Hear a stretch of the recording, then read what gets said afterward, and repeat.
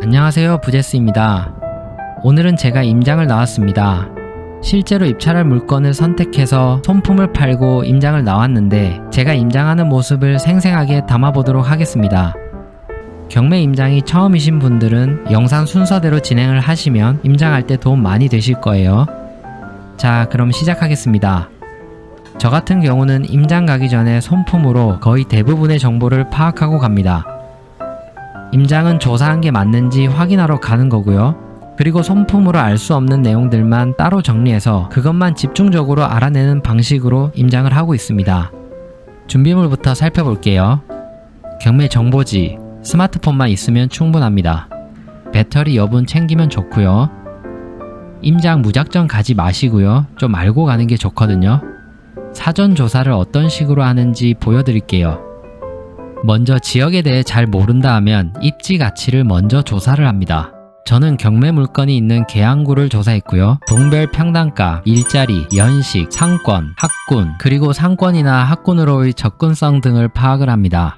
부동산 지인이나 호객 노노에서 쉽게 볼 수 있는데요. 하면서 경매 물건이 있는 동네가 계양구 내에서 입지 가치가 어느 정도인지 가늠을 해봅니다. 좋은 입지면 입찰가를 좀 공격적으로 써야 하고 입지 가치가 낮으면 보수적으로 쓰기 위해서이죠. 이미 입찰했던 지역이나 잘 알고 있는 지역이면 이 부분은 패스하셔도 되겠죠? 그리고 나서 정말 중요한 시세 조사를 합니다. 저는 시세 조사에 가장 공을 많이 들이는데요. 시세 조사는 실거래가와 네이버 호가 매물을 비교하면서 경매 물건이 얼마에 팔리겠다를 추론을 하는 것입니다. 그래야 중개사님이 얼마에 팔린다고 해도 그 말을 신뢰할 수가 있잖아요. 임장해보면 여기 중개사님 저기 중개사님 말이 다를 때가 많아요. 제가 알고 있어야 기준을 잡을 수 있습니다. 해보겠습니다. 아실의 실거래가를 보면 층이나 동이 제일 비슷한 건 가장 최근에 거래된 2억 7,500이거든요. 그래서 내 경매 물건이 2억 7,500이다 라고 판단하시면 안 됩니다. 2억 7,500짜리 물건의 상태가 어떤지 모르잖아요. 이런 건 가서 수리가 얼마나 됐는지 확인을 해봐야 합니다. 보시면 실거래가 2억 8,500짜리가 층이 더 안 좋은데도 오히려 더 높게 거래가 됐어요. 경험상 샤시 포함 완전 올수리 같은 느낌은 와요. 그래도 이런 거래들은 중개사님이 알고 있을 테니 가서 수리가 얼마나 됐는지, 왜 높게 거래됐는지 등을 확인을 해볼 겁니다. 그리고 이제 호가 매물을 보고 가격을 정해야 하는데요. 우리 물건은 수리 안 된 기본으로 동과 층을 고려해서 저는 최종 2억 6,500으로 잡았습니다. 다르죠? 그냥 중개소 가서 얼마에 팔릴지 물어보고 네 하는 게 아니라 이 가격이 맞는지 현장 가서 검증을 한다는 마음가짐으로 갈 겁니다. 그리고 중개소 가서는 살 것처럼 하면서 2억 6천으로 내고도 한번 해볼 겁니다. 내고 되는지, 그러면 입찰가 산정할 때 남들보다 좀 더 경쟁력을 가질 수 있겠죠? 이 정도 확인하시면 대충 단지 내 물건들이 머리에 다 들어와 있을 거예요. 이제는 조사하면서 궁금했던 것들 가지고 현장으로 가보겠습니다. 저는 지금 아파트 단지로 들어왔고요. 해당 단지는 98년에 입주를 한 연식이 좀 된 구축 아파트입니다. 1000세대가 넘는 대단지 아파트이고 동간 간격도 아주 넓고 조경도 이 정도면 괜찮습니다. 바로 앞에 어린이집도 있네요. 주차는 구축 아파트가 그렇듯이 좀 불편해 보입니다. 저기 보면 15층에 경매 물건이 있습니다. 확대해서 샤시 한번 확인해 볼게요. 근데 실외기가 없네요. 공실일 확률이 높습니다. 샤시도 수리 안 되어 있죠? 샤시가 수리되어 있으면 특 올수리로 보면 되거든요. 수리가 되어 있는 곳은 딱 보면 다릅니다. 이렇게요. 깔끔하죠? 어쨌든 사전조사에서 경매 물건은 수리 안 된 기본으로 예상했는데 와서 보니 그 가설이 맞을 것 같아요. 제일 정확한 건 내부를 확인해 보는 거겠지만요. 마지막으로 향 한번 확인해 볼게요. 동향입니다. 보통 남향이 인기가 있는데 단지마다 차이가 있어요. 해당 단지의 경우는 남향은 뷰가 막히는데 동향은 뻥뷰가 나오거든요. 이러면 보통 뭐가 좋다기보다는 선호도 차이로 넘어가게 됩니다. 들어가 보겠습니다. 이게 좀 단점이 있네요. 공동 현관이 없어요. 다 드나들 수 있게 되어 있어서 이런 건 요즘 젊은 사람들은 좀 안 좋아합니다. 들어와서는 잽싸게 우편함부터 확인해주고요. 마침 관리비 영수증과 도시가스 청구서가 있어서 봤는데 전기는 전년 대비 3분의 1 수준이고 수도 가스는 비슷하게 사용 중이었어요. 이러면 완전 공실은 아니고 점유자가 왔다 갔다 하거나 아니면 기본 짐이 좀 있는 것으로 판단이 돼요. 올라가 보겠습니다. 엘리베이터는 교체를 했는지 엄청 깔끔합니다. 엘리베이터 내리자마자 복도 창으로 본 풍경입니다. 이게 각도상 거실 뷰랑 거의 동일하거든요. 뷰 좋지 않나요? 제 취향입니다. 물건지로 가보겠습니다. 이게 또 크나큰 단점이 있네요. 요즘 인기 없는 복도식 아파트네요.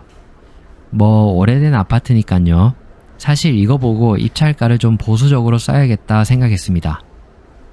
경매 물건은 복도 제일 끝에 있고요. 도어락은 교체를 한번 했네요. 몇 년 하다 보면 탐정사무소를 해야 할 것 같아요. 저기 우유통 있죠? 저거 열어보는 사람들도 봤는데 저는 그렇게까지 하진 않습니다. 안에 사람 있으면 큰일 납니다. 지금 어느 정도 사람이 있을 것 같기도 하거든요.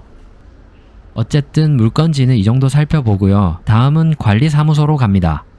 경매 정보지에 미납 관리비는 20만원으로 되어 있는데 가서 한번 확인해 보겠습니다. 안녕하세요. 그 경매 미납 관리비 좀 문의 드리려고 하는데. 네, 몇 동이요? 140동. 네. 78만. 아, 78만이요? 월 한 달 보통 얼마 정도 나오나요? 13만 원에서 15만 원 정도. 13만원. 한 공용은 얼마 정도인가요, 그러면? 예. 공용 있고. 9만 원, 10만 원 나오시거든요. 아, 그 정도예요? 알겠습니다. 아, 혹시 좀 문의가 많이 왔었나요, 저처럼? 네, 한 3-4군데. 아, 왔었군요. 예, 알겠습니다. 감사합니다. 확인해보니 미납 관리비는 78만원이었고 관리비는 15만원 정도, 문의는 3-4팀 정도 왔었다고 하네요.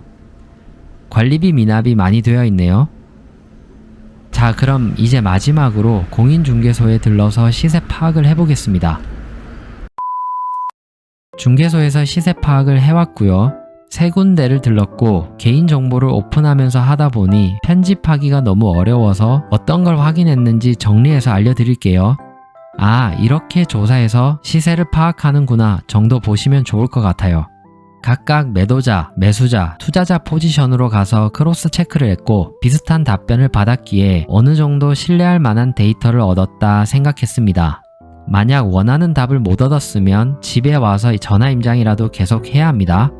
자, 사전조사에서 궁금했던 것들을 토대로 최종 가격을 산정해 보겠습니다. 중개소에서 확인해 보니 가장 최근에 거래된 2억 7,500은 올 수리된 물건입니다.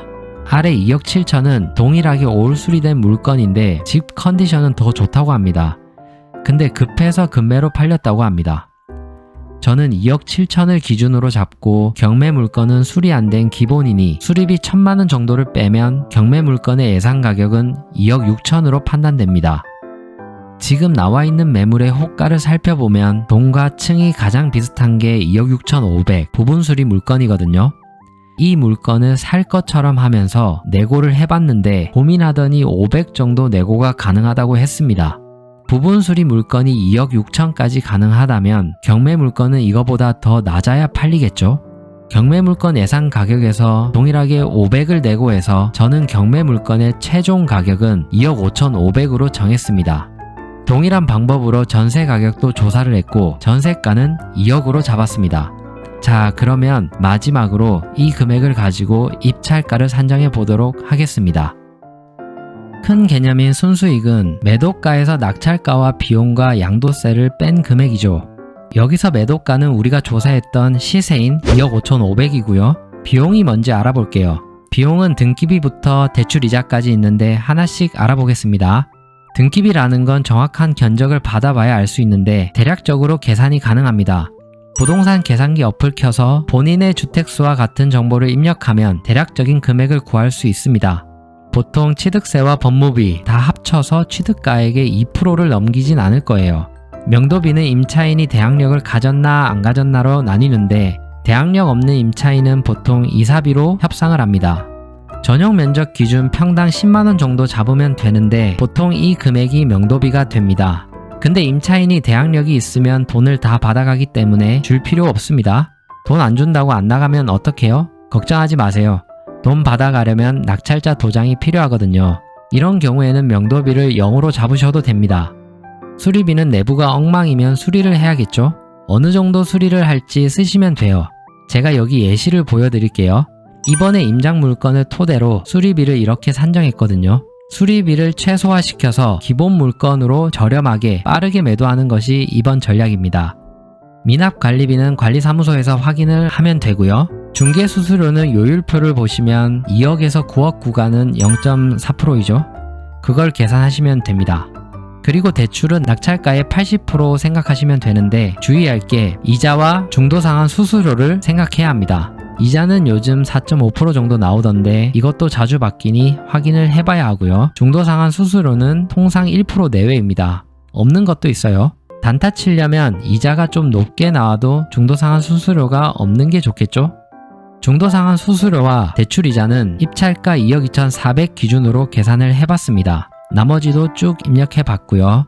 그렇게 나온 비용의 총 합계는 1,700이 되겠네요. 마지막으로 양도세 구해야겠죠? 양도세는 개인과 매매사업자 그리고 법인이 있는데 오늘은 매매사업자 기준으로 말씀을 드릴 거예요. 매매사업자는 오늘 사서 내일 팔아도 일반과세거든요. 요즘은 개인이나 법인은 단타를 칠 때 매매사업자를 이길 수가 없어요. 보시면 세금이 이렇게나 유리하기 때문입니다. 만약 개인이면 단타 말고 2년 보유와 같은 전략을 사용하면 되겠죠. 각자 포지션에 맞게 선택하시면 됩니다. 계산해 보겠습니다. 매도가는 시세조사했던 2억 5,500으로 잡고요. 낙찰가는 2억 2,400, 비용은 1,700입니다.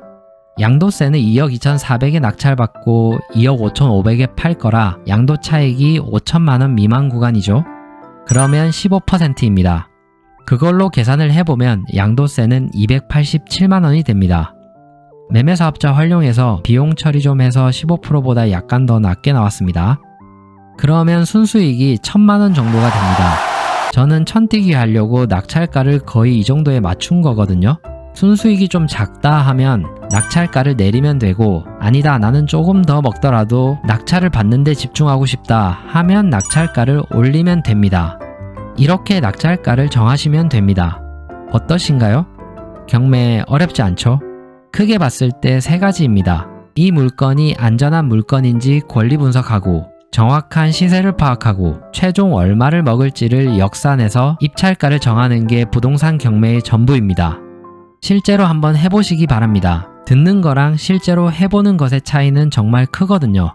오늘 영상 반복해서 보셔도 충분히 혼자 입찰하실 수 있을 거예요. 오늘 영상은 여기까지입니다. 항상 그렇듯이 구독과 좋아요는 영상 제작에 큰 힘이 됩니다. 오늘도 영상 끝까지 시청해 주셔서 감사합니다. 부제스였습니다.